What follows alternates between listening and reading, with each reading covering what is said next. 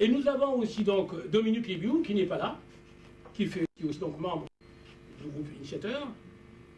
Et naturellement, nous avons aussi Gomatati, Christian Gomatati, qui n'est pas là aussi aujourd'hui pour des raisons professionnelles et même parfois même familiales. Donc, le groupe initiateur, il est à l'image donc d'un Congo, c'est-à-dire dans sa diversité, mais uni autour d'un même idéal, qui est celui de faire front à une démarche que nous considérons comme inconsidérée. Alors, si l'on regarde bien l'historique du Congo, on sait bien que 1963, c'est donc une fracture politique, c'est-à-dire que le président Loulou s'en va, mais en fait, il y a des dispositions constitutionnelles qui prévoient la variation du pouvoir. Or, en ce moment-là, c'est que le pouvoir se reconstruit en marge même des dispositions constitutionnelles. Et nous arrivons en 1968 avec le renversement du président Massamba Deba. Il se met en place donc un nouveau pouvoir qui est un pouvoir révolutionnaire à travers le FNR, etc., mais qui aussi fait fi donc de la Constitution. Et nous avons après cela aussi donc la disparition du régime du président Bouabi, qui se termine malheureusement, comme on l'a dit, de tristes sorts, et un comité militaire se met en place, mais qui non plus ne fait pas lecture de la Constitution. Donc ce qu'on veut dire par là, c'est que l'histoire du Congo est faite d'une succession, de dérives constitutionnelles. C'est-à-dire que jamais on a vu la Constitution s'appliquer. Alors, ce qui est intéressant dans la phase actuelle, c'est que lorsque nous nous projetons en 2016, ce qui paraît intéressant, c'est que semble se dessiner une perspective d'alternance démocratique paisible. C'est-à-dire que nous arrivons en fait en perspective avec une fin de mandat, avec l'ouverture d'une compétition, et on peut penser a priori que la transition démocratique peut se faire de manière paisible. C'est ce qu'il y a intéressant, c'est ce que ça ouvre comme perspective, et c'est ce qui nous intéresse. Et c'est pour cela que nous avons voulu être les garants de cette même situation, pour que cette situation, en fait, se produise de manière tout à fait paisible et sereine pour l'intérêt de la nation. Donc, c'est la première raison. La première raison, c'est donc la perspective de 2016 et l'idée de faire que les choses se passent de manière paisible. Parce que c'est pour la première fois qu'il y a donc une fin de mandat qui se termine, ce qui est d'ailleurs quelque chose vraiment de, si jamais on y arrivait, c'est donc quelque chose de tout à fait inédit dans l'histoire du Congo. Et puis d'autre part, c'est que c'est la première fois qu'on verra au Congo s'ouvrir une compétition libre, ou alors les différents compétiteurs ne vont pas souffrir de l'ombre titulaire d'un président sortant avec un bilan comme argument de vente politique. Ça veut dire que c'est intéressant et c'est époustouflant dans l'ensemble. Voilà. C'est ça ce qui est intéressant et qui nous amène à être les défenseurs de la lecture constitutionnelle pour que l'application de la Constitution se fasse dans tous ses droits et dans toutes ses lettres de noblesse. Le deuxième argument, c'est celui que j'évoquais tantôt en introduction, en disant tout simplement, dès l'instant où le débat a pris place, a pris cité, je crois que ça nous interpelle. Ça veut dire que le débat, il couvre, même s'il ne dit pas son nom. Et dans ces cas, il y a deux attitudes. La première, c'est d'être dans une sorte d'indifférence, que Julien Benda considérait comme la trahison des clercs, c'est-à-dire que cette espèce finalement donc des gens, la masse intellectuelle, complètement déconnectée du reste de la société et qui n'apporte pas sa réflexion par rapport à l'existant, ou alors tout simplement nous mobilisons donc notre conscience au service de la nation, et je crois que c'est ce qui se fait. Maintenant, le problème, c'est de savoir quel est le problème que pose la révision constitutionnelle. Le problème que pose la révision constitutionnelle, dans son ensemble, c'est donc le problème de la stabilité. De la stabilité. C'est-à-dire, il est bien dit dans le texte constitutionnel, je relis,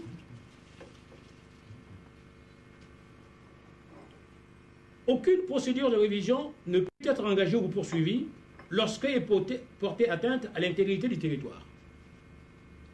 Il renvoie donc aux valeurs que nous avons définies, parce que je prendrai certaines personnes ici à témoin, et l'avocat qui nous a venu ici dans la salle n'y est plus, en tout cas il est parti. Mais tout ce que je sais, c'est que la Constitution est tout simplement le lieu de conciliation des valeurs essentielles d'une nation.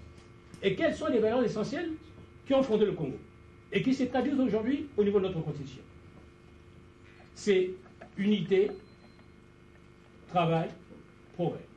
L'unité, c'est parce que les Congolais tiennent à cette même valeur de l'unité.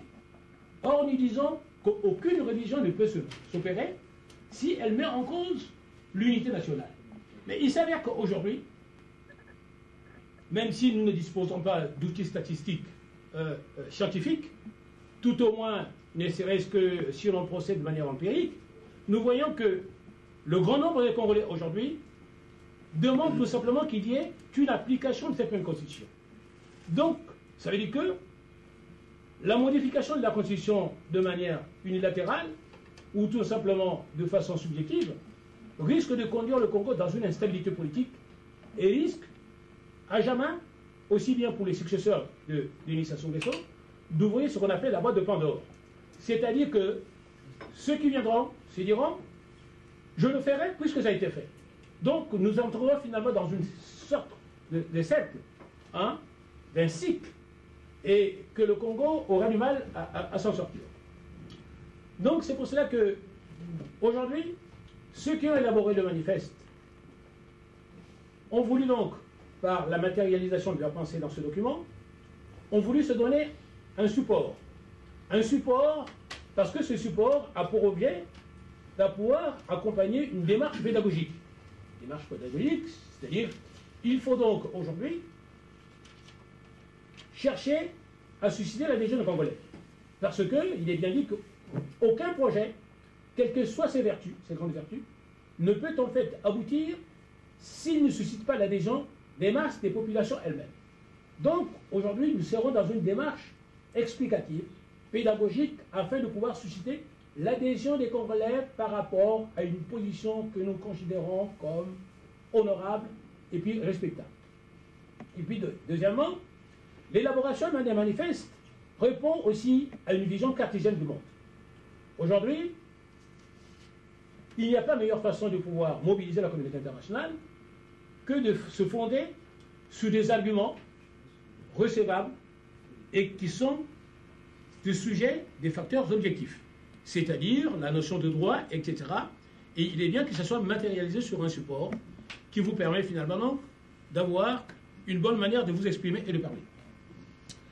Donc, l'élaboration du manifeste répond donc à un souci du respect de la Constitution, c'est-à-dire du sacré. Du sacré pourquoi? Mais c'est parce que la Constitution, justement, dans l'ordonnancement des lois d'un pays, il est au sommet même de la hiérarchie de toutes les autres lois. Et de par là, la Constitution occupe donc une position de choix.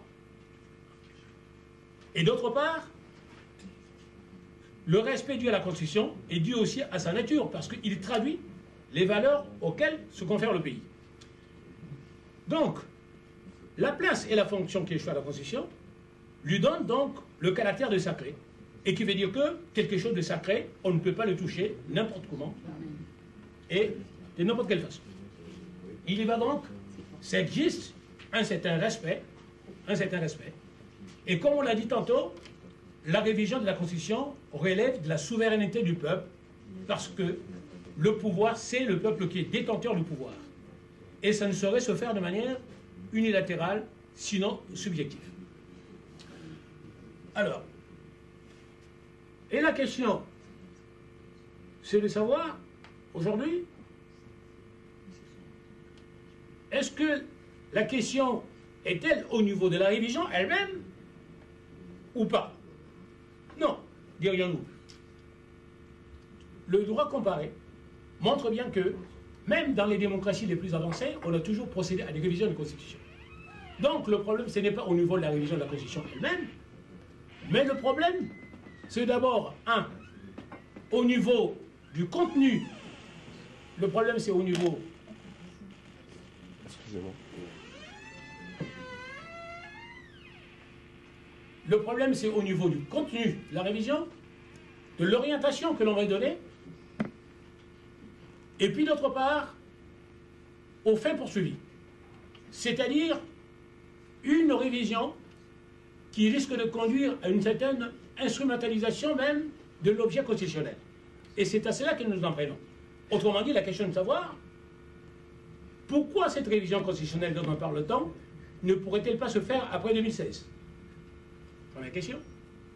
Deuxième question, pourquoi cette révision constitutionnelle ne s'est-elle pas faite avant? Le fait que la révision constitutionnelle apparaisse maintenant montre tout simplement qu'elle obéit à des subjectifs. Et c'est pour cela que nous nous disons que la révision constitutionnelle ne peut pas s'opérer par le pouvoir, mais elle demanderait que, de part et d'autre, que le débat s'installe dans le pays et que l'on fasse valoir ce débat. Parce que, d'abord, du point de vue de la morale, comme on l'a dit, il y a un adage qui dit on ne modifie pas les règles du jeu en cours des compétitions. Pourquoi, dans ces cas, veut-on inopinément poser le problème de la révision constitutionnelle? C'est la question que nous nous posons. C'est pour cela que mes amis et moi, avant de constituer ce qu'on appelle le groupe d'initiative, et qui a mis en place ce document que nous aurons donc le loisir de mettre à votre disposition, pour que vous vous en imprégniez, et pour qu'il soit donc un outil de combat partout. Mais notre démarche n'est pas isolationniste, c'est-à-dire qu'elle ne se limite pas seulement à l'espace congolais. Il ne s'agit pas tout simplement de mobiliser la communauté congolaise, mais de faire finalement que la bataille soit panafricaine. Autrement dit, comme je l'ai dit tantôt, les convulsions constitutionnelles, en fait, sont continentales. On les voit partout. Mais on peut aussi imaginer qu'à côté d'une position conformiste qui consiste finalement donc à dépatouiller les constitutions afin de pouvoir garder le pouvoir, on peut aussi imaginer une position contre-feu, c'est-à-dire qu'aujourd'hui, dans ces cas, le Congo apparaîtait comme un pays précurseur pour en fait initier un mouvement qui atteindrait l'ensemble du continent, c'est-à-dire constituer un pôle de défense du respect de la Constitution et qui s'installerait à l'intérieur même de le lien de façon telle que les deux pôles s'affrontent et c'est comme ça que le continent basculera dans la démocratie. Je vous en remercie. Et alors, donc, si vous me permettez, la première lecture avait été faite le 15 août, lors des journées de réflexion du 13, 14, 15 août à la Maison de l'Afrique. Donc, nous avons le loisir de vous montrer justement à quoi ressemble ce manifeste. Et donc, nous allons rapidement, très succinctement... Il n'y a pas un autre exemplaire qui peut circuler? Tout à fait. Porter à votre connaissance son contenu. Comment dire Président Goma, c'est-à-dire que nous avons prévu autre chose. Voilà.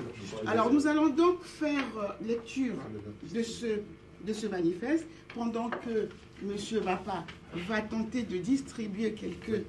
Voilà. Alors, Congo-Brazzaville, manifeste pour le respect de la Constitution du 20 janvier 2002. En nous référant à l'esprit de la Conférence nationale souveraine de 91, nous, Congolais de l'extérieur, partie intégrante du peuple congolais, constatons que les logiques des clans, de transgression, la sueur des règles de progrès collectif et du bien-être public laissent les populations dans la désolation, affaiblissent et discréditent la République par la confiscation de l'état de droit et la démocratie. Les peuples du Congo désirent la dignité, la solidarité, la liberté et l'égalité des conditions dans la République, ainsi que le respect inconditionnel et inviolable de la vie humaine. Considérant que l'année 2016 marque une date repère dans l'histoire politique post-indépendance, en ce qu'elle permet, pour la première fois, d'envisager une fin de mandat dans le respect des dispositions constitutionnelles, considérant par ailleurs que les crises institutionnelles à répétition ont toujours engendré des violences politiques dans notre pays, le Congo-Brazzaville, nous, Congolais de l'extérieur, partie intégrante de la nation congolaise, expression du peuple, nous nous opposons fermement à tout changement et ou modification des articles 57 et 58, conformément à l'article 185 de la dite Constitution.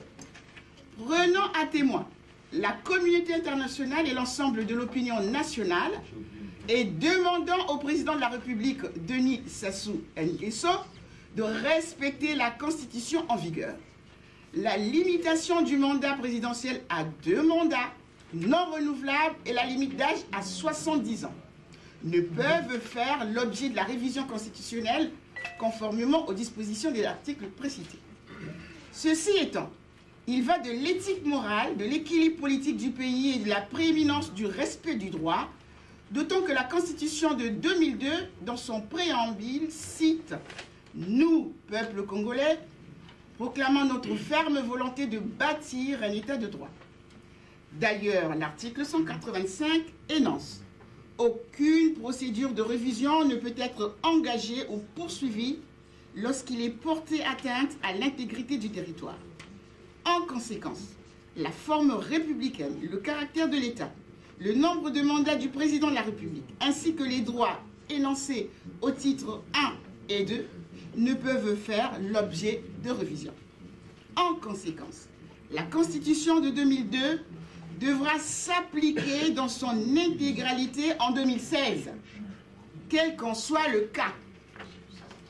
Cette Constitution, bien qu'élaborée en dépit de tout bon sens, a été imposée et s'est imposée à tous comme force de loi. Nous la respectons. Elle édicte le droit applicable dans notre pays.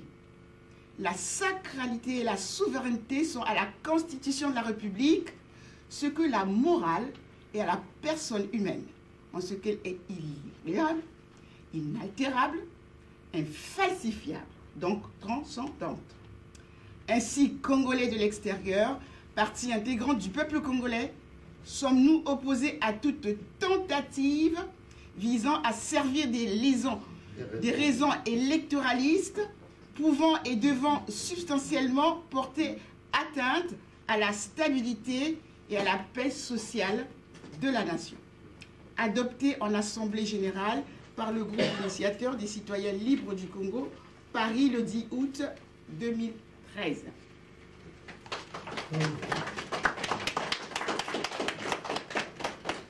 Merci. Donc, vous venez de prendre connaissance du manifeste. Alors, nous allons basculer sur la partie questions-réponses concernant donc, les deux propos. Avant tout, je voulais vous indiquer simplement qu'il existe un trait d'union entre les deux exposés, parce que tout changement, modification de constitution, ne peut être possible que dans un contexte de concertation nationale souveraine. C'est-à-dire que si tant est qu'il faut toucher cette constitution, il faudrait le faire dans le cadre, pourquoi pas, des États généraux. Et si nous devons la respecter jusqu'en 2016, imaginons qu'il n'y ait pas d'États généraux avant 2016, cette constitution devra être appliquée. Mais pas seulement par le fait d'empêchement d'un candidat, mais également dans la réaffirmation de tous les droits prévus par la Constitution. Le droit au suffrage universel, il faudrait qu'on regarde le problème des élections, tous les problèmes qui ont trait à la crédibilité de la Constitution. Donc voilà pourquoi nous pensons que le manifeste, dans tous les cas, nous mène vers de nouvelles exigences et qu'il serait, à mon avis, à conseiller, même au pouvoir en place, de vite en appeler à des États généraux souverains, parce que là, à la manière de l'Afrique du Sud, ils pourraient éventuellement bénéficier peut-être de... pardon. Parce que vous voyez l'Afrique du Sud, il y a un argument que le pouvoir de Brazzaville annonce, que Sassou est le bâtisseur, qu'il a encore des choses à faire. Alors, il faudrait leur répondre simplement que Mandela, qui en avait tellement à faire, est arrivé au pouvoir pendant 4 ans, a refusé toute proposition de ses courtisans, mais pourtant de tout un peuple, blanc comme noir, parce que personne n'imaginait ce que serait l'Afrique du Sud sans lui. Et sa réponse est très intéressante, parce qu'il avait jugé nécessaire que, effectivement, la preuve de ce qu'il aura fait pour l'Afrique du Sud sera faite quand les Blancs et les Noirs continueront à vivre ensemble sans lui. Et c'était son défi, qu'il voulait être le témoin personnel, le témoin de sa propre histoire, et qu'après lui, que les Noirs pouvaient continuer à travailler avec les Blancs. C'était un défi qui s'était posé, c'est pourquoi il n'a pas voulu un deuxième mandat. On va dire donc, entre Mandela, qui se donne d'autres critères de jugement de l'histoire, et à Brazzaville, où on va faire des projets qui durent 30 ans, parce qu'il faut rester 30 ans, on va choisir quand même. Donc voilà, ce sont des propos qui devraient accompagner désormais notre contestation, des idées qui sont véhiculées ici et là, contre notre proposition. Donc on va relever les questions. On va commencer par ici, à droite, à ma droite, là, M. Lancinet. Voilà. Et puis, on va les relever toutes pour... on va relever les noms, comme ça, on aura une liste à gérer. Oui. Monsieur... Il n'y a pas de questions, il y a aussi des contributions. Tout à fait. On va continuer. Pas plus. Voilà.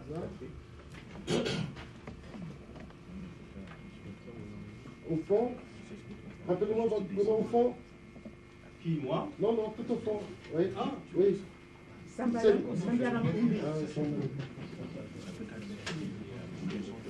Il y a le docteur Moulango. Oui. Jean Combé.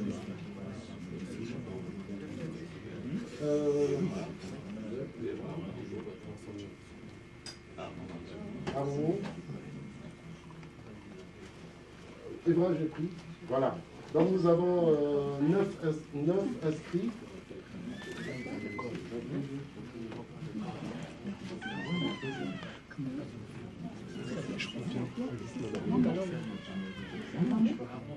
Donc nous allons commencer par la première question. Je vais rappeler quand même, j'ai enregistré 9 intervenants. Je pense que c'est bien clair. Monsieur Lancinet. Alors, d'abord, c'est un très bon manifeste. Maintenant, il va falloir diffuser le manifeste en commençant par Afrique Éducation. Vous dites Afrique Éducation de diffuser dans son prochain numéro ce manifeste. Ensuite, vous voulez faire les États généraux, vous avez raison, mais vous faites comme le Ghana. Quand Rawlings a voulu quitter le pouvoir, il a fait ce genre d'États généraux. Il a convoqué des panafricanistes, des journalistes, des intellectuels, des juristes. Et il nous a réunis à Accra. Je suis militaire, j'ai fait ce que j'avais à faire parce que le pays était devenu une sorte de république bananière. Je demande à chacun de vous, Ghanéens d'abord, panafricanistes ensuite, ce qu'il faut faire pour que la Ghana, avec des institutions fortes, des hommes et des femmes de valeur, puisse devenir un État démocratique. Nous avons donné des consignes, des idées, des suggestions, et nous sommes fiers aujourd'hui de voir le Ghana devenir un pays phare. Donc, je suggère que si vous devez faire les États généraux en question, que Rawlings soit invité, et que vous lui... C'est tout à fait normal, il est encore vivant. Vous avez été militaire comme Sassou Nguesso. Non, il n'est pas encore mort. Laissez parler, s'il vous plaît. Vous le dites, vous avez été militaire comme Sassou Nguesso, vous avez laissé un héritage qui est aujourd'hui, même Obama vient au Ghana, nous aimerions demain bénéficier immédiatement de ce que vous avez fait à l'époque avec les Ghanéens et les panafricanistes pour que les États généraux en question deviennent crédibles. Troisième chose, Sassou Nguesso a fait de votre pays une république bananière. Il faut absolument insister qu'il doit partir. Qu'il doit partir, que vous lui donnez la possibilité de bouffer tout ce qu'il a déjà volé. Que vous n'allez même pas toucher, si vous voulez, à sa personne et à sa famille. Non, la justice. Attendez. Attendez, c'est un doyen qui vous parle. C'est un doyen qui vous parle. Je sais de quoi je parle. Terminez votre propos. Ne le faites pas peur. Essayez d'abord de le laisser partir. Mais Sarkozy est parti. Maintenant, la justice l'a rattrapé, oui ou non?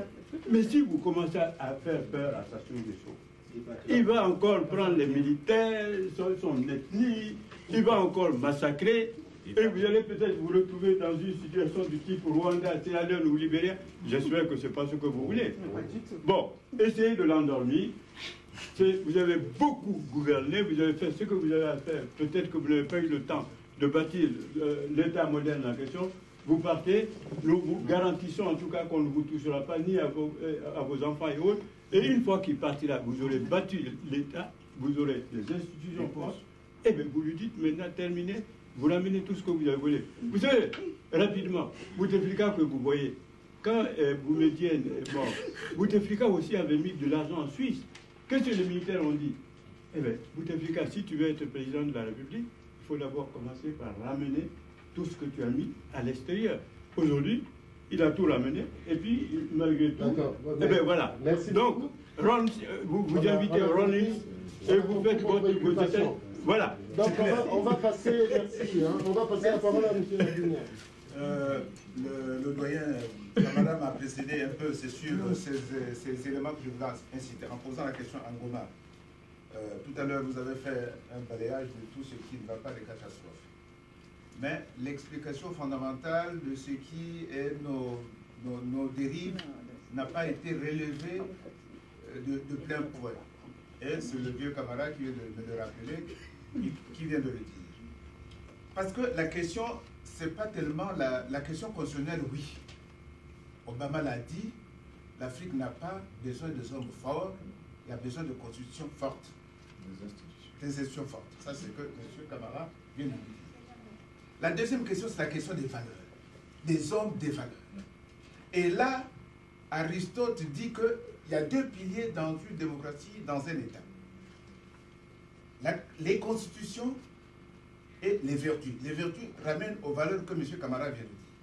Or, notre point faible à nous, Congolais, et dans l'Afrique générale, indépendamment des pertes des indépendances, c'est que les hommes des valeurs, on n'en a plus. Nous sommes des passoires, nous sommes des gens corruptibles, nous sommes, à part quelques-uns. Et c'est pour cela que je disais, et je pose la question en commun, qu'est-ce qui fait qu'en permanence, dans ces différentes luttes-là, nous périclitons? C'est le maillot faible, c'est la question éthique et la question de valeur. Merci. Merci infiniment. Voilà. Et ça, je crois qu'il faut insister sur ça parce que... Tout à fait. Merci infiniment. Sébastien? Oui, je vois encore qu'on insistait encore aujourd'hui sur, je ne sais pas si c'est un concept, une notion de catastrophe, mais moi je fais la proposition qu'il sera intéressant qu'on réfléchisse ensemble comment, en tant qu'hypothèse, lire le régime de Sassou à partir de cette figure de la catastrophe. Éventuellement, on peut aller plus loin de 60 jusqu'à nos jours. Ça va être la production d'un concept d'un groupe, qui sera donc la diaspora, le manifeste, etc. Mais il faudrait qu'on travaille la question. Je crois que l'approche n'est pas mauvaise. Nous sommes sortis du bavardage, on a créé un événement qui est le manifeste. Nous ne sommes plus en dehors. On anticipait sur une situation qui devait justement nous marginaliser, nous mettre à l'écart. Nous ne sommes pas à l'écart. On résiste, on fait des propositions. Donc ça, c'est vraiment un gain citoyen.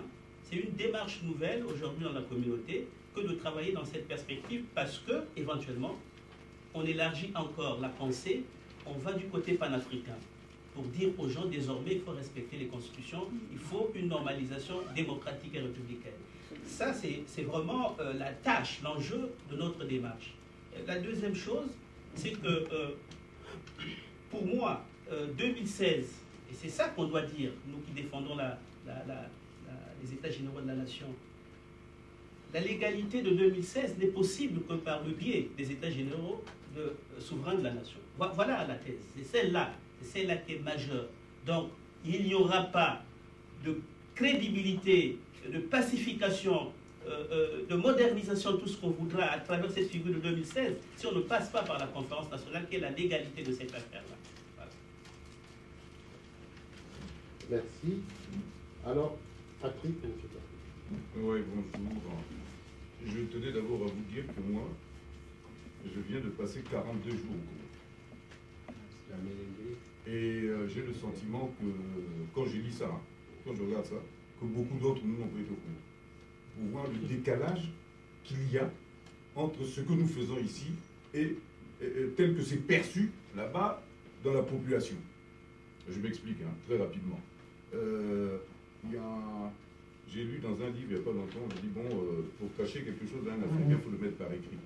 Je vous assure que tout ce que nous faisons n'a aucun impact sur la population. Je suis allé jusqu'à la télévision nationale.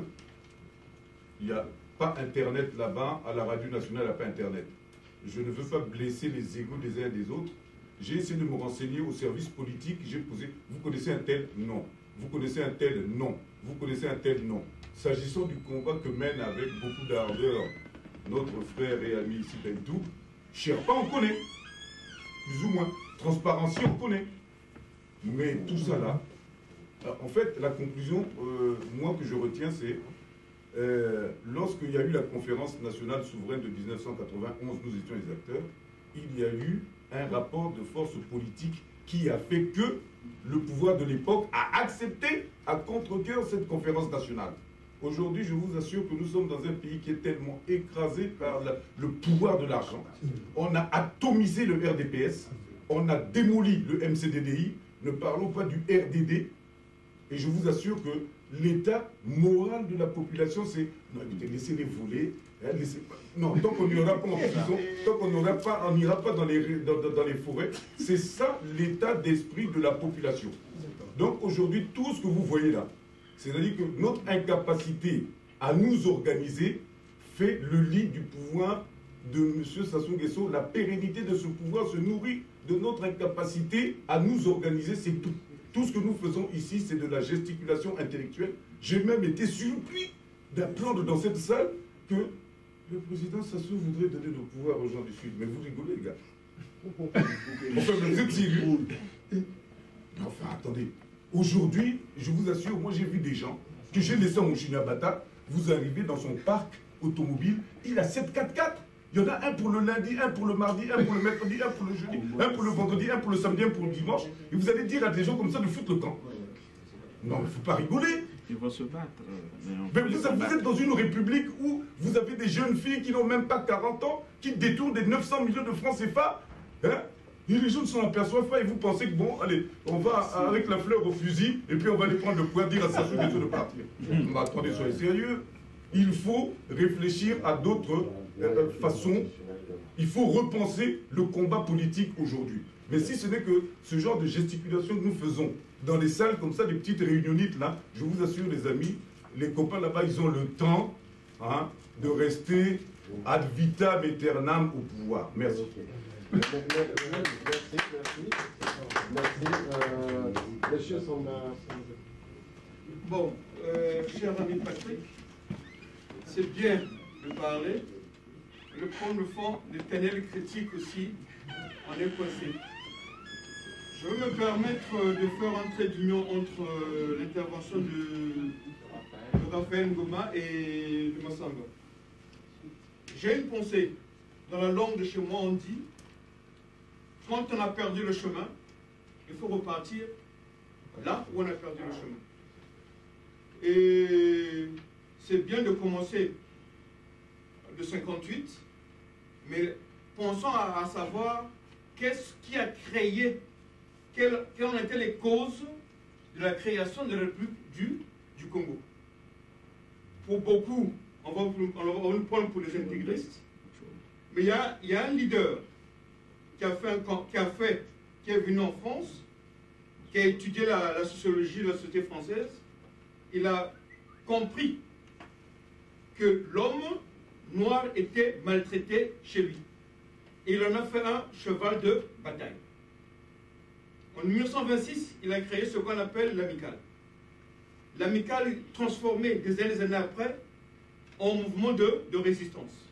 Et pourtant, il y avait d'autres résistances au Congo qui n'avaient pas pu s'exprimer à l'époque. C'est pour ça que je crois qu'à un moment, quand on fait l'histoire de notre pays, il est question qu'on ne commence pas à 58, mais repartons un peu avant. Et ceux qui ont été avec nous, je crois, pendant les journées de réflexion, il a été bien stipulé que pendant que Grenard avait lancé son impact depuis Paris, à Mena, à Brazzaville, il y a eu des originaires du Nord qui ont interpellé le pouvoir colonial. Et malgré le fait qu'ils se sont mis à, comment on appelle ça, à détruire l'amicale, mais fin de fin, l'un des facteurs endogènes de l'octroi de l'indépendance du Congo, c'est le combat politique de ce monsieur-là. Et comme on dit, c'est un combat politique, là, je consens avec toi quand tu dis que c'est un marathon. Beaucoup de gens vont fléchir. Mais quand on regarde devant, il y a bien la victoire. Excusez-moi, je n'ai pas fini, parce que c'est très important. Et dans le cas et dans le cas du manifeste, j'apprécie la véracité des propos de Patrick. Mais je vais vous dire au jour d'aujourd'hui, il n'y a jamais eu d'unicité dans un combat politique. Il faut savoir se positionner dans la diversité, et ce qui fait qu'au jour d'aujourd'hui, déjà, le travail qui a été fait par un groupe arrivé jusqu'à mettre des flyers et des processus, il faudra maintenant le faire, comme l'a dit le doyen Conté. Il y a un travail de vulgarisation et un travail de lobbying à faire. Sans ce lobbying-là, 2016 va être comme des éternels retours en arrière. Je n'ai fini. Merci. C'est le doyen Camara.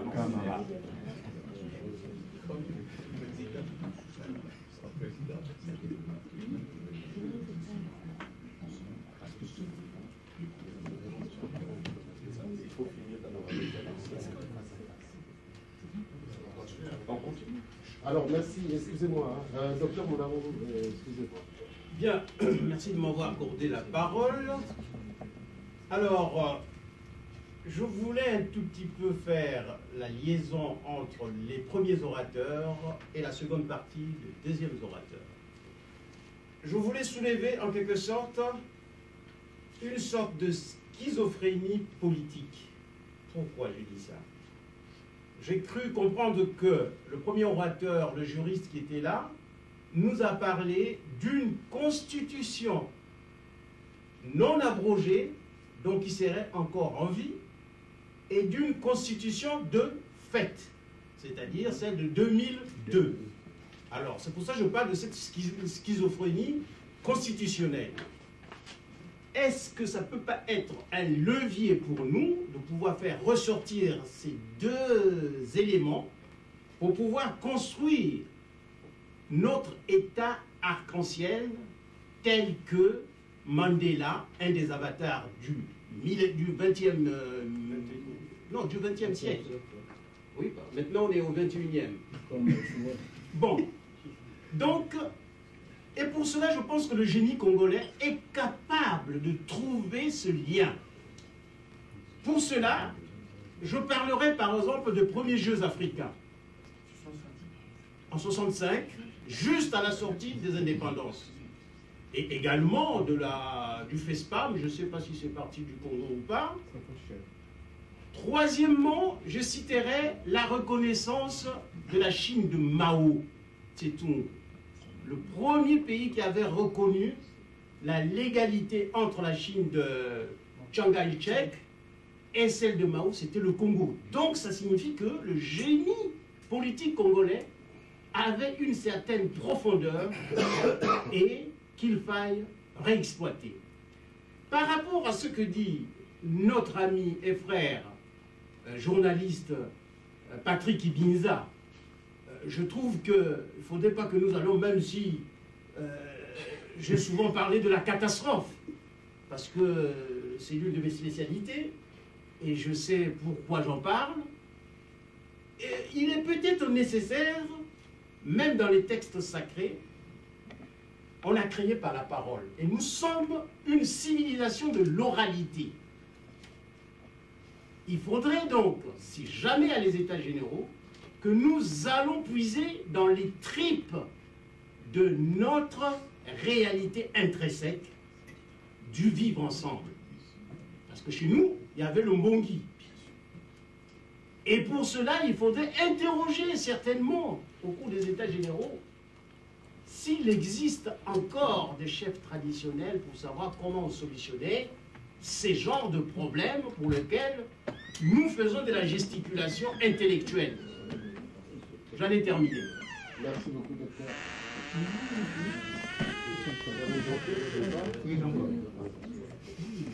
Moi, je voulais juste intervenir sur les deux mots que j'ai entendus.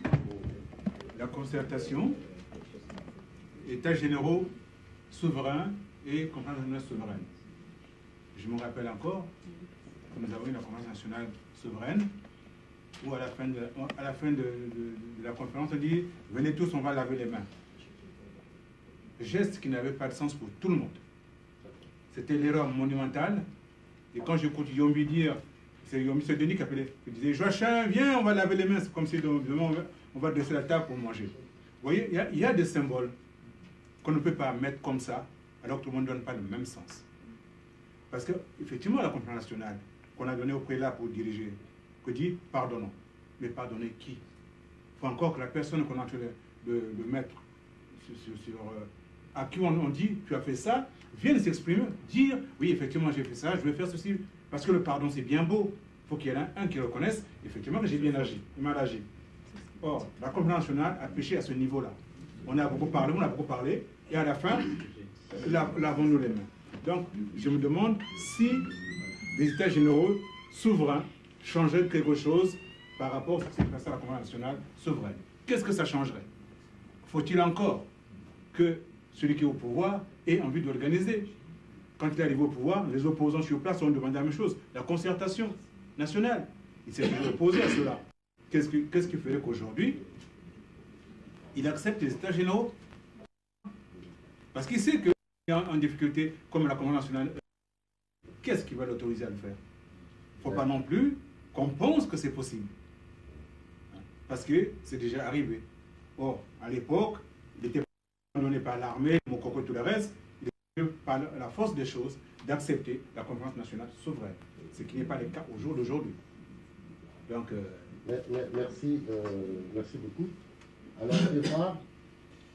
Bon, moi en tout cas, j'aimerais un peu rebondir par rapport à ce qui a été dit par le doyen Patrick. Excusez-moi, mais je pense que il faudrait vous intéresser à ce qu'ont rapporté. Oui, mais justement, c'est en rapport avec...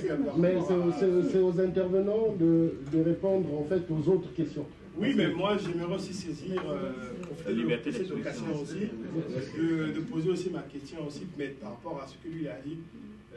J'ai aussi reçu quelqu'un aussi qui revient de Brazzaville aussi, il m'a répété, il m'a dit la même chose. C'est bien déjà de commencer à parler de ça comme ça. Vas-y. Il m'a dit aussi la même chose. Donc moi je pense qu'aujourd'hui on parle de rapport de force. Souvent on dit la politique c'est le rapport de force, mais il faudrait qu'on arrive concrètement à créer ce rapport de force-là. Si demain on veut obtenir les États généraux, ou bien on veut empêcher Sassou à modifier sa constitution, bon, par rapport à ce qu'il dit à Brazzaville, bon, ce qui est vrai, ça se va le faire. On ne doit pas se leurrer, ça se va modifier la constitution. Quand on descend, ça se va le faire. Et nous, maintenant, ici, diaspora, qu'est-ce que nous allons faire? Puisque ça se va le faire. D'ici peut-être l'année prochaine, il va le faire. Ça, c'est sûr. Maintenant, nous, diaspora, qu'est-ce que nous allons faire? Parce qu'aujourd'hui, la plupart de ce que nous faisons ici sur la plage de Paris n'a pas d'impact réel sur le terrain. Donc, il faudrait qu'on réfléchisse tous comment nous pouvons faire pour relayer un peu l'information au niveau du pays. Soit peut-être passer par le canal de la RDC pour faire passer les informations là-bas pour atteindre les populations, parce que vous savez que le pouvoir, c'est le peuple. Si en tant que le Congolais lambda, beaucoup de gens ne sont pas au courant, ils n'ont pas Internet, ils n'ont pas l'électricité, ils ne savent rien de ce qui se fait sur la place de Paris pour eux. Mais alors que le pouvoir, c'est eux, c'est à eux de décider. C'est pas à nous. Nous, on peut beau faire, mais si il n'y a pas d'impact, il n'y a pas de relais sur place, sur le terrain, c'est pas une perte. C'est pour ça que nous devons réfléchir aujourd'hui. Comment est-ce que nous pouvons faire pour atteindre les populations sur place? S'il vous plaît, bonne information sur une phrase. Bonne information sur une phrase. Une phrase. Vous savez en ce moment qu'il y a un recensement un petit peu curieux qui se fait là-bas. Ça, c'est la première des choses.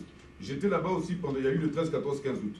Il y a une diaspora qui est très organisée, qui reçoit beaucoup d'argent de Brazzaville, qui va là-bas porter les couleurs de la diaspora. Donc un jour se posera le problème de notre légitimité à nous, à notre légitimité à nous par rapport aux autres qui sont ici. On avait fait un ordre de questions. Merci beaucoup pour le complément d'information. Donc il y a Armand Manjono qui était inscrit et qui va prendre la parole. Retardataire, M. Itoua, mais il était excusé, c'est un des membres du groupe. Non, je vais me présenter tout à l'heure. Oui. Voilà. D'accord. Moi, je commencerai comme mon frère Eva à remercier M. Patrick Bizarre, parce que je crois que tout a été dit dans son bref exposé qu'il a fait. J'ai entendu du début jusqu'au jour maintenant, j'ai comme l'impression que je suis en train d'entendre les gens qui ont créé le système qui nous a emmenés dans... les gens s'excusent du terme de la merde, mais nous sommes vraiment dans la merde. J'aimerais qu'on me dise aujourd'hui, clairement, comment peut-on aller demander à un éléphant de danser et de gratter son postérieur? Je m'explique. Ou on veut le respect de la Constitution, ou on veut les États généraux. Et avec qui? Ça, c'est ma première question. La deuxième question,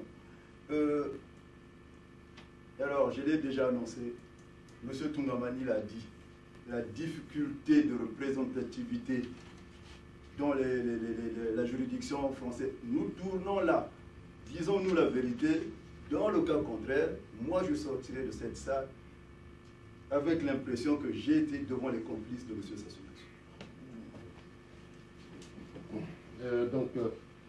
Itoua, monsieur Itoua. Itoua au Congo. Itoua au Congo, oui. Voilà. Parce que je sais que...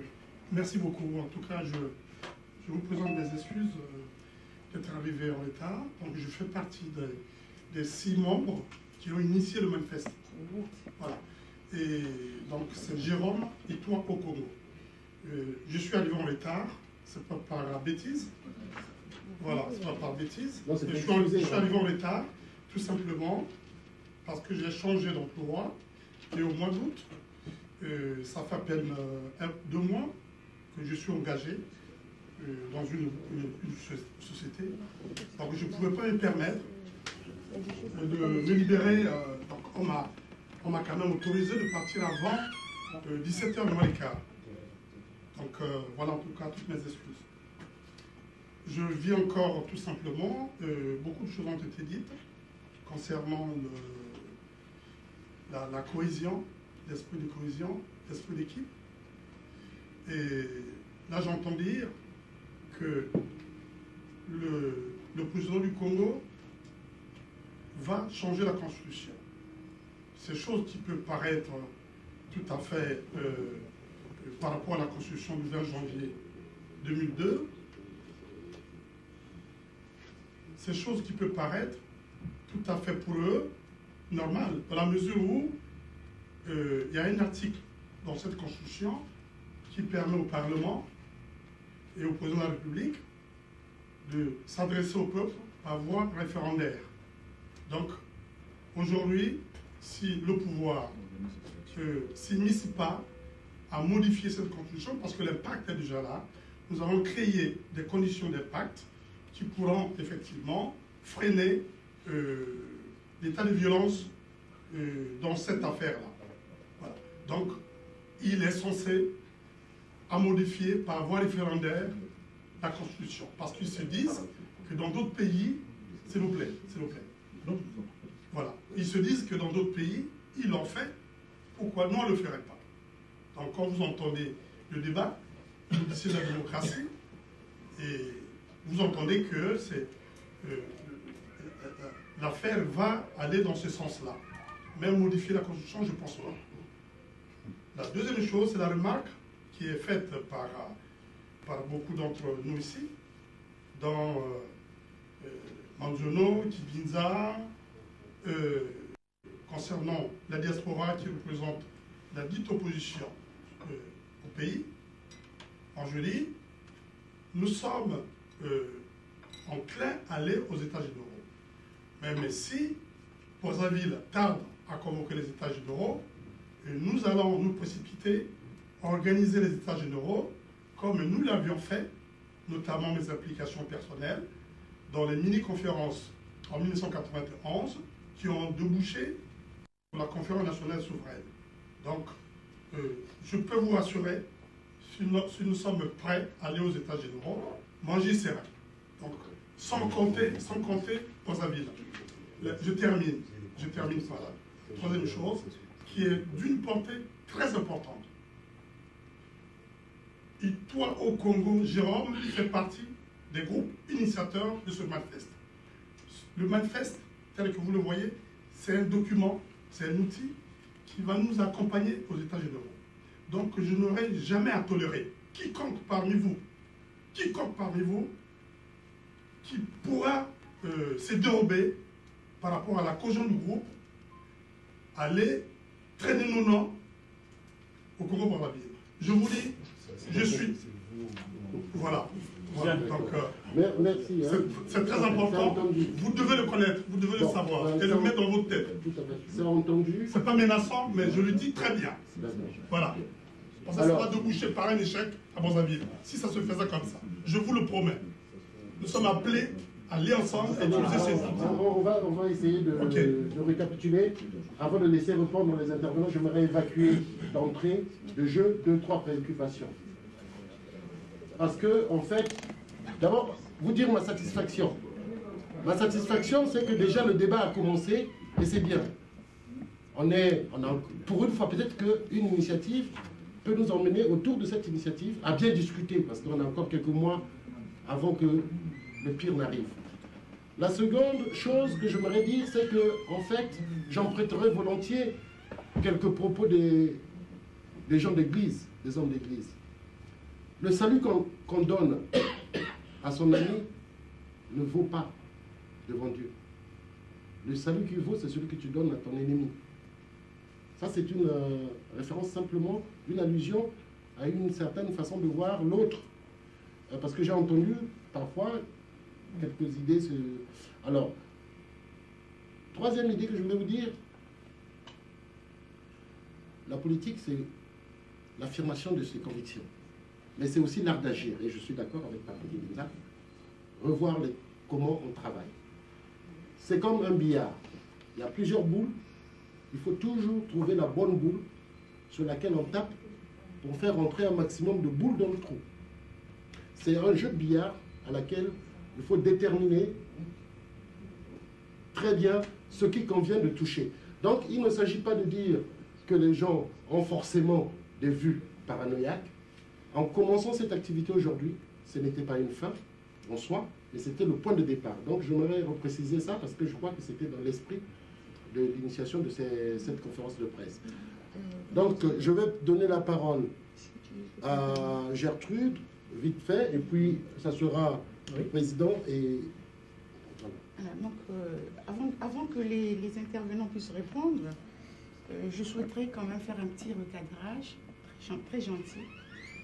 Et je pense que à partir du moment où nous sommes ici, dans cette salle, cela veut dire que nous avons souhaité venir, écouter et voir dans quelle mesure on peut tirer le meilleur de ces interventions-là. Comme mon frère Patrick Ibinza. Non, moi c'est qui? Parce qu'il y a un homme qui pense que c'est une maison. Ah, c'est qui Ibinza? Mais c'est ce que j'ai dit, Ibinza, c'est ça, hein? J'ai entendu Patrick I. Non. S'il vous plaît, s'il vous plaît. Je voulais que tu sois réactionnaire. Alors, je termine mes propos pour dire, comme mon frère Patrick Ibinza dit que ce que vous êtes en train de faire, comment ce sont des gesticulations, je trouve que c'est un peu agressif. Hein? À partir du moment où tu es venu ici, cela veut dire que ça t'a interpellé. Voilà, donc comment dire, un petit travail de groupe. Et quand je fais la rétrospective des choses, ici, de tous les groupes que nous sommes ici, il y en a au moins 15. On n'est pas dans un seul groupe. Donc c'est déjà quelque chose. C'est un début d'unification. Alors donc, tout petit travail mène à quelque chose. Donc je souhaiterais quand même que vous retirez de votre langage ce mot de gesticulation, hein, parce que franchement, ce travail a été mené depuis, je pense, 3 mois ou 4 mois. Ça a été pensé par des personnes, par tout le monde. Ceux qui ont adhéré sont venus. Ceux qui n'ont pas pu le faire, n'ont pas pu le faire. Mais de grâce, et surtout ne minimisez pas le travail que font les autres compatriotes. Tout ce qu'on cherche, c'est de rassembler tout le monde. Mais de grâce, prochainement, Très modestement, hein, je retire le mot si merci, si ça a blessé les gens. Merci. D'accord, ben, je vous remercie. Merci Gertrude hein, pour cet éclaircissement. Je donne la parole à Raphaël. Je donne la parole à Raphaël pour essayer de répondre. Il y a eu 10 questions, la 11e, avec des remarques. Donc, merci. Hein, je voulais d'abord dire, je vous remercie pour les contributions, parce qu'il n'y a pas eu que des questions. Il y a eu des contributions, et je crois que nous en faisons nôtre, hein, ces propositions. Et il y a eu des questionnements. Les questionnements, on se demande pourquoi nous faillissons. Pour ne pas dire, on percute, c'est comme ça, je crois, qui a été utilisé, par rapport aux sirènes du pouvoir, ou bien par rapport à ce qui arrive souvent, l'enrichissement, l'argent facile. J'ai envie de dire que, vous savez, en politique, moi j'ai toujours pensé à des concepts. Il y a ce qu'on appelle, je dirais, la conviction. Il y a la conviction des idées que l'on a,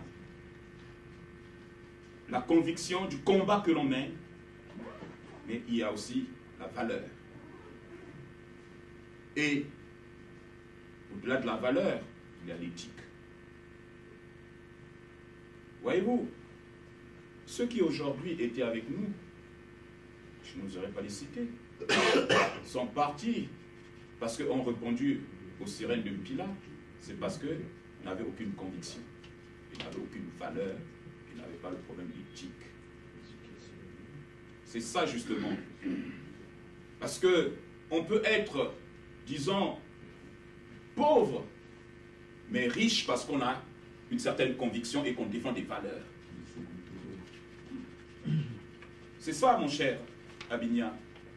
Effectivement, nous devons nous battre pour éclairer nos populations.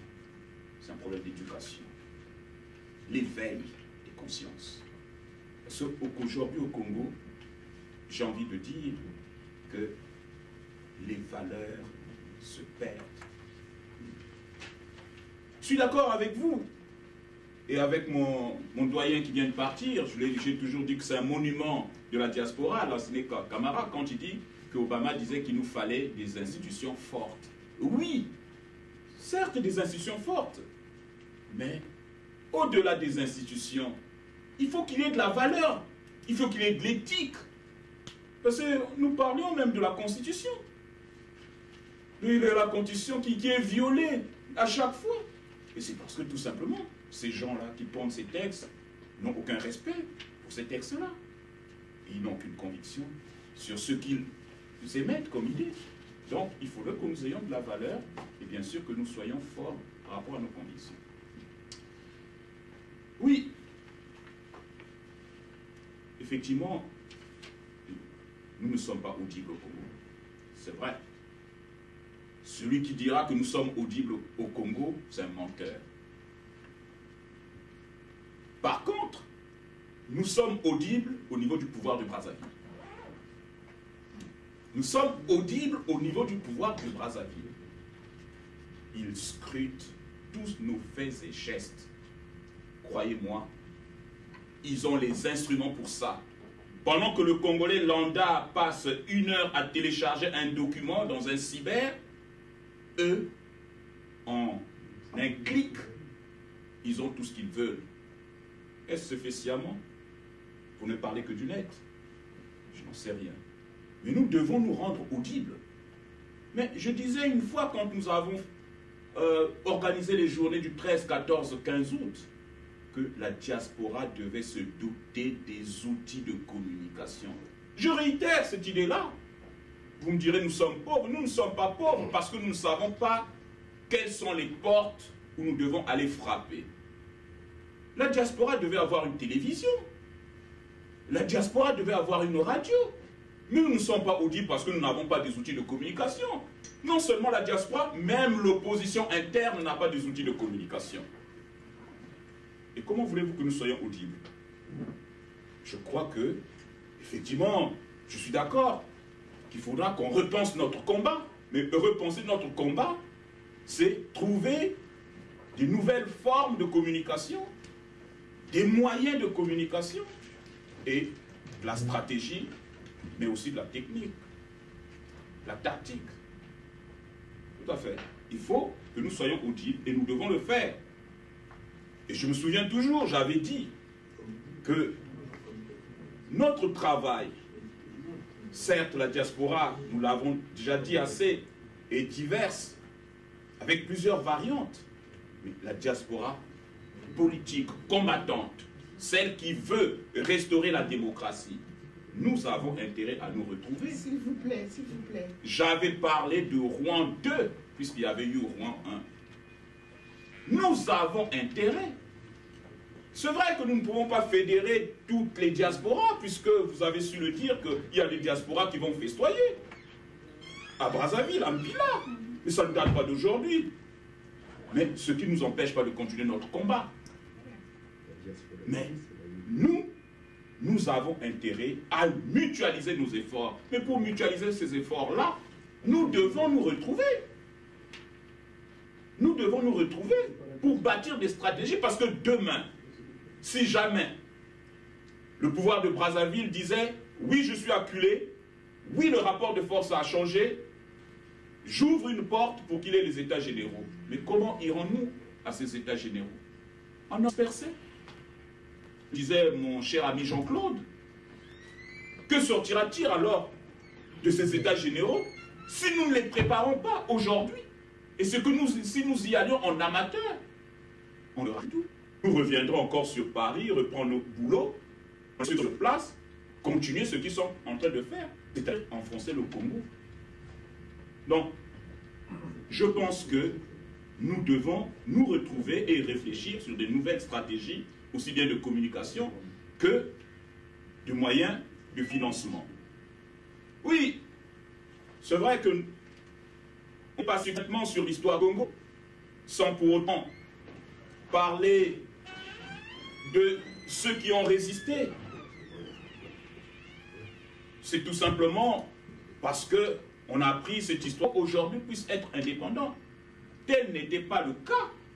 Le cas aujourd'hui, c'était de montrer la succession des catastrophes qui amènent aujourd'hui à cet état de déliquescence dans lequel se trouve le Congo et d'y apporter les solutions.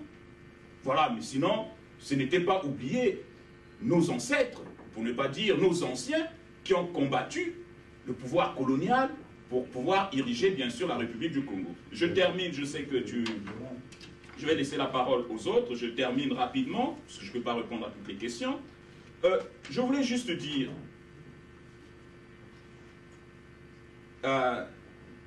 je pense que ce sont des contributions, il faut créer des rapports de force. La diaspora, qu'allons-nous faire s'il n'y a pas des états généraux? Je crois que c'est la question qui se pose. Le pouvoir, c'est le peuple. Oui, le pouvoir, c'est le peuple. Je suis d'accord avec vous. Le pouvoir, c'est le peuple. Mais ce peuple, il faut l'éclairer. Le peuple ne se lève pas tout seul. Le peuple, il faut l'éclairer. Le peuple attend. Le peuple attend toujours des éclaireurs. Même dans des forces organisées, dans les armées, quand ils vont combattre, il y a toujours des éclaireurs qui amènent les autres. Mais nous devons faire de sorte que ce peuple soit conscientisé. Mettre le peuple devant l'évidence de ses souffrances. Et cela, il faut nous poser de communication. Des ressources. Il y a qui je dis de nous, diaspora que nous avons amis. Devrait être en observer. Mais essayons, avons-nous essayé d'organiser des petites réunions en comité? Parce que ça va commencer par là. Disons, on venait, réunion département, je finis, cher Alexis. Je sais que je suis bavard, je finis. Je finis. Enfin, bref, je voulais tout simplement dire, concernant les États généraux, parce que c'est une question qui se pose, peut-on parler des États généraux et en même temps parler du manifeste, c'est-à-dire du respect des droits? Mais voyez-vous, le respect des droits. Je l'ai dit tantôt ici, que aucun développement économique ne peut se faire s'il n'y a pas le respect de droits, s'il n'y a pas de démocratie. Par contre, les deux questions sont liées. Le manifeste n'est qu'un moyen de pression pour arriver aux États généraux de la nation. Non! C'est vrai que nous ne nous entendrons jamais sur cette question. Il y a des divergences. Mais le moment venu, quand nous nous retrouverons pour ces États généraux, je pense que les uns et les autres nous regarderont pour dire comment avions-nous fait pour arriver là. Quelle a été notre contribution? Je pense qu'aujourd'hui, et je termine mon cher Alexis, notre mission, notre devoir aujourd'hui, c'est de faire de sorte que nous arrivons aux États généraux de la nation. Ceux qui pensent, et je réponds en passant à une question que l'on me posait ici par un journaliste, à savoir, que pensez-vous de Bédel Sousa? Tous ceux qui pensent qu'il faut aller aux élections en 2016 sont en train de mettre la rue avec eux. Et je l'ai déjà dit, nous verrons que de la centre. J'en ai terminé. Merci. Alors, si tu as quoi de réponse après Oui, de réponse au compatriote. Il y a just ready to join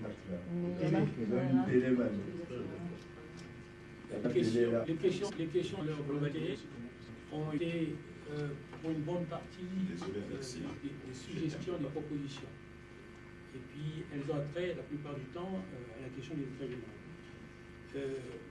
Les rares questions qui concernent disons, la Constitution, c'est celle notamment des bras et des mandats.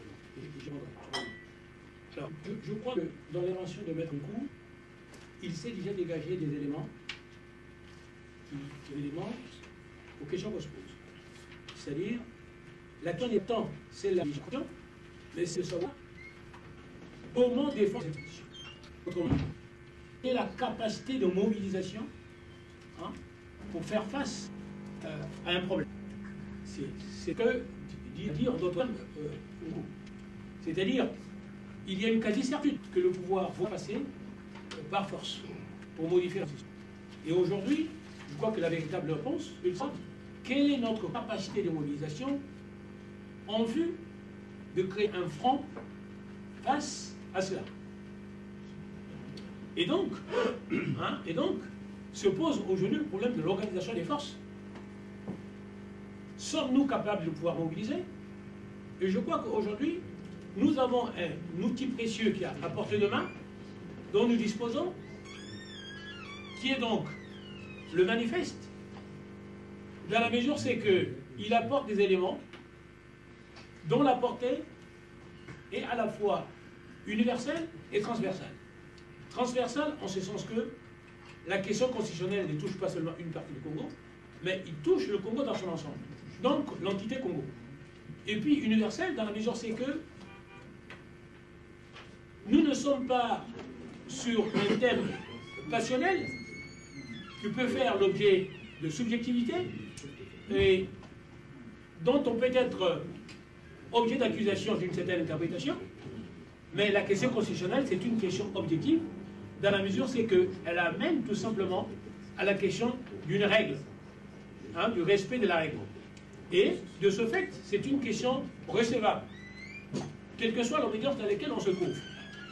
Et c'est pour cela que nous disons qu'il faut faire finalement donc de la bataille de la Constitution le cheval de Troie pour faire entendre les voix du Congo, la voix du Congo, la position qui est la nôtre, en dehors des arènes du pays. C'est-à-dire, la Constitution sera donc acheminée.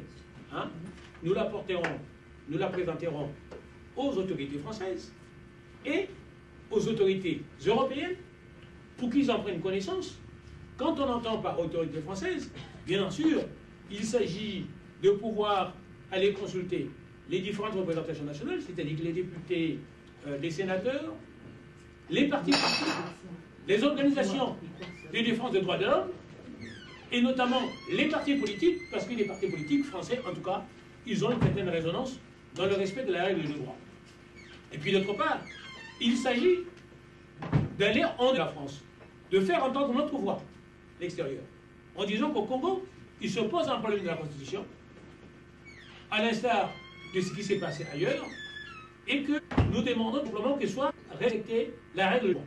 La loi est précédente, que ça relève simplement une interprétation, une critique d'un régime quelconque, mais simplement, il s'agit d'une mise au point de demander tout simplement que soit respectée une règle.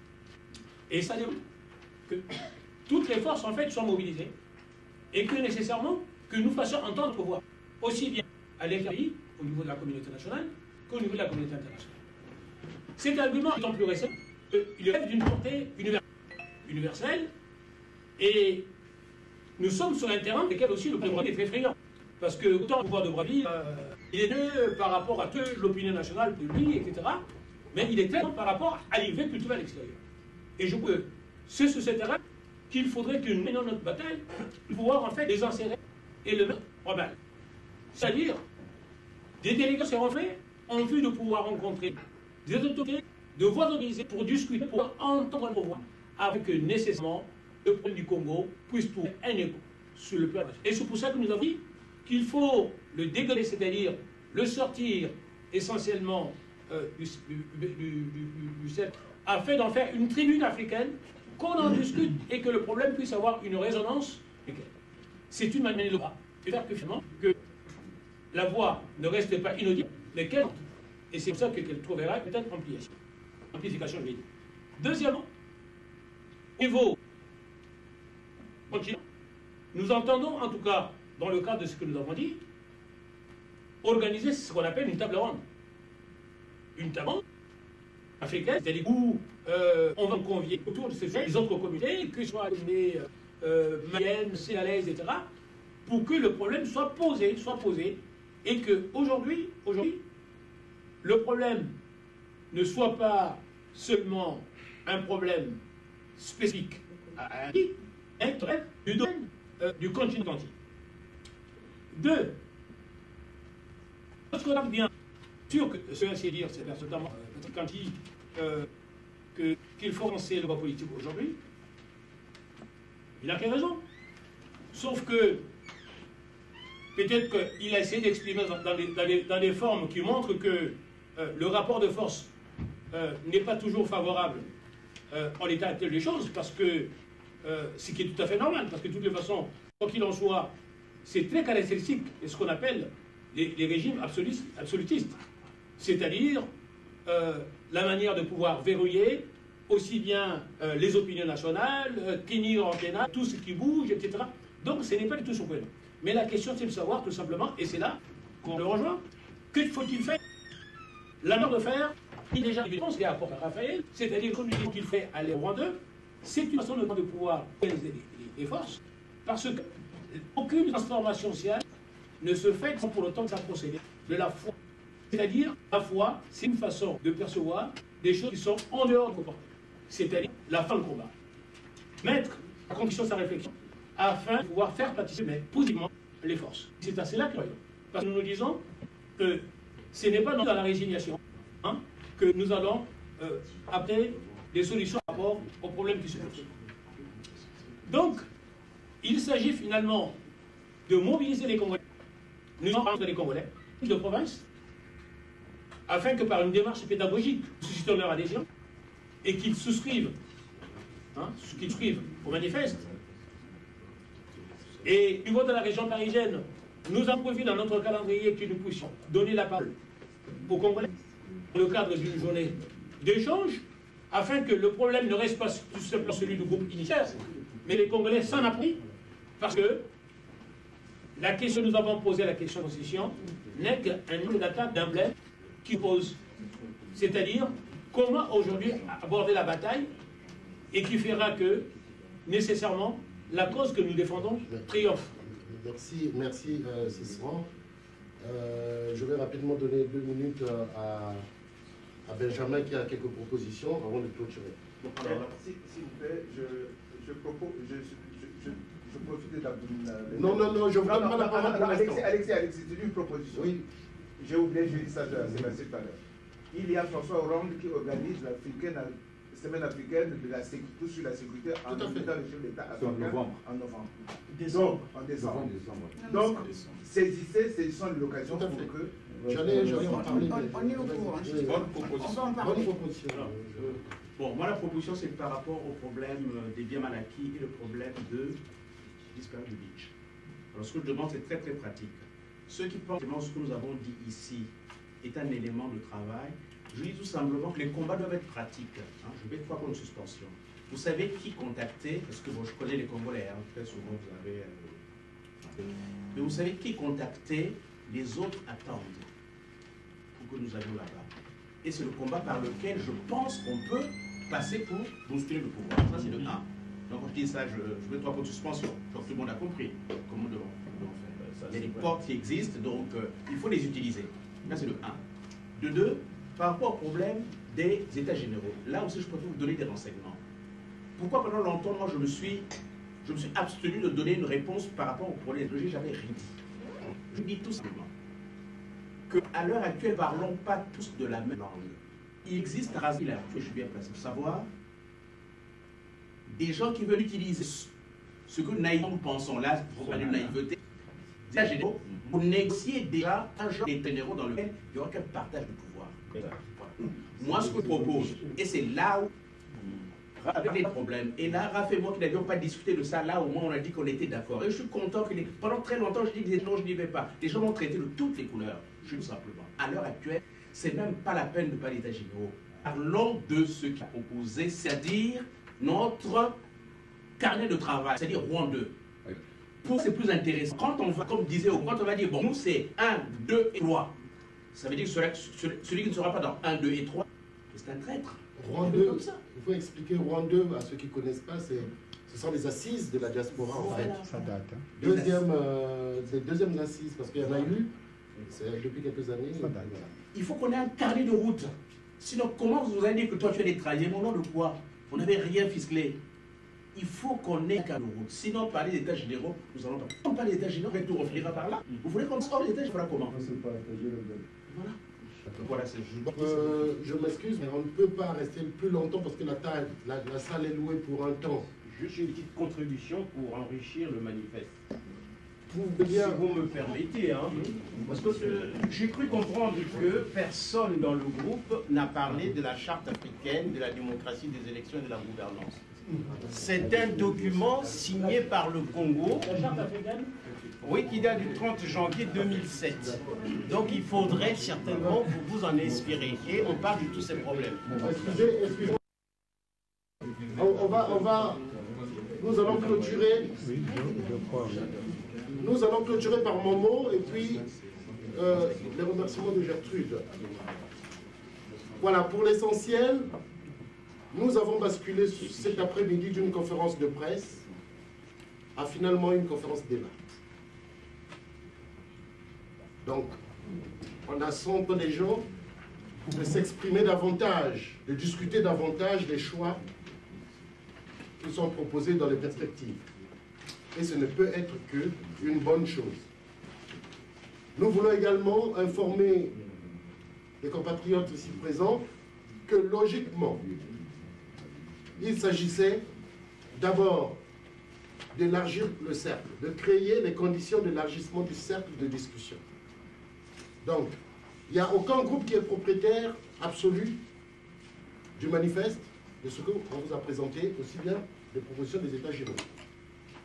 Il s'agit de plus en plus d'unir nos forces pour converger vers une même cause et vers une même façon de faire, de travailler. Alors, très prochainement, certainement que les interventions nous appellent à organiser une table ronde libre où les gens peuvent discuter, un week-end de préférence, où les gens ont le temps, mais une table ronde pour garder le feu sur ce qui aujourd'hui on peut considérer comme un point de départ d'une redynamisation de la lutte autour. Et par ailleurs, les interpellations autour de cette réunion de cet après-midi montrent que nous devons cultiver de nouvelles façons d'agir. Nous devons cultiver de nouvelles proximités.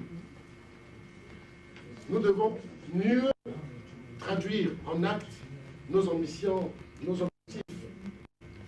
les actes, ça relations concrètes sur le terrain avec les Congolais d'ici, mais relations concrètes sur le terrain avec les Congolais de là-bas. Tout ce qui est dans le registre explicatif, je crois, est déjà épuisé.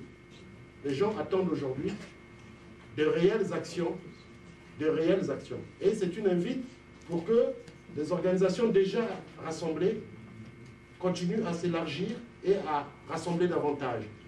Alors, je voulais donc parler de... Je crois qu'il y a une organisation qui est là, Kimkwanza, qui a une manifestation le samedi. Je pense aussi qu'il y a d'autres organisations qui se préparent à faire des événements.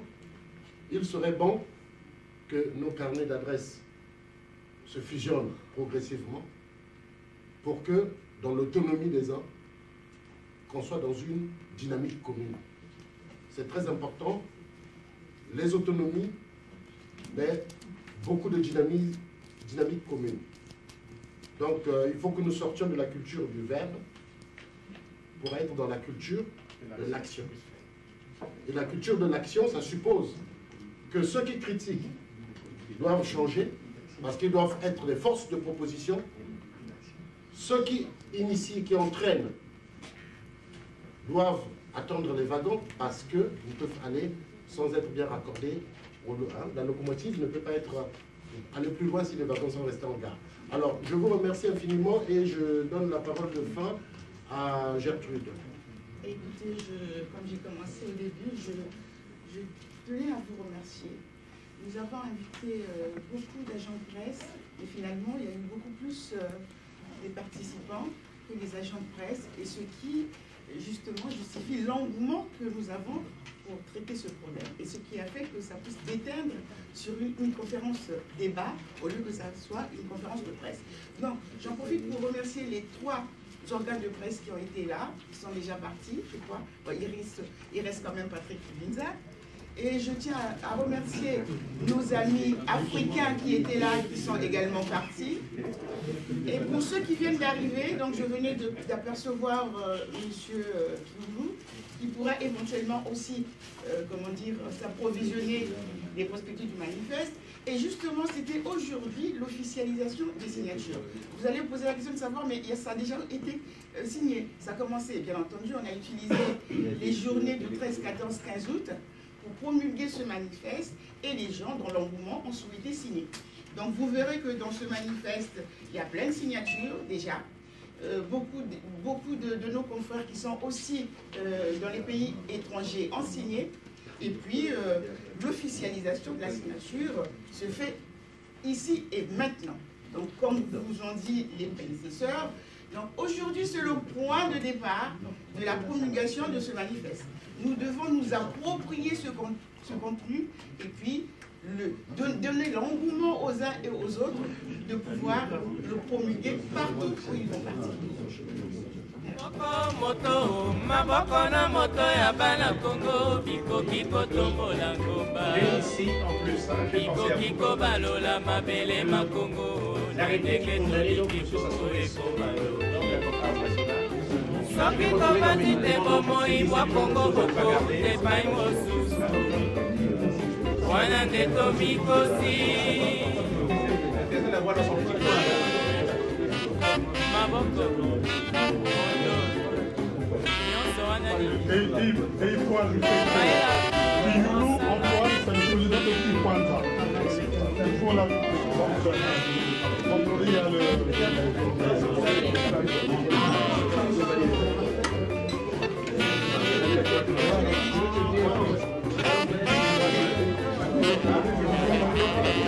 Maboko moto, maboko na moto ya bana Congo, bikoki kotombola ngomba. Nous allons terminer par l'intermède musical de notre frère Mandiono, pour se séparer, comment dire, en premier wana nde tomikosi eloko tozitisaka mokana kolona mpona kolesa pepe eloko mpe zitisaka mokana mosala na motema pelo disipline bata na likolo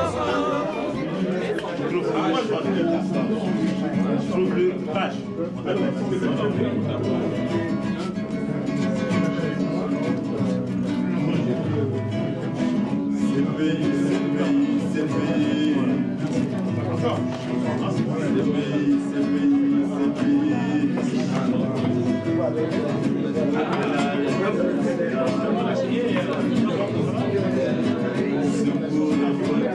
écoute comme l'artiste.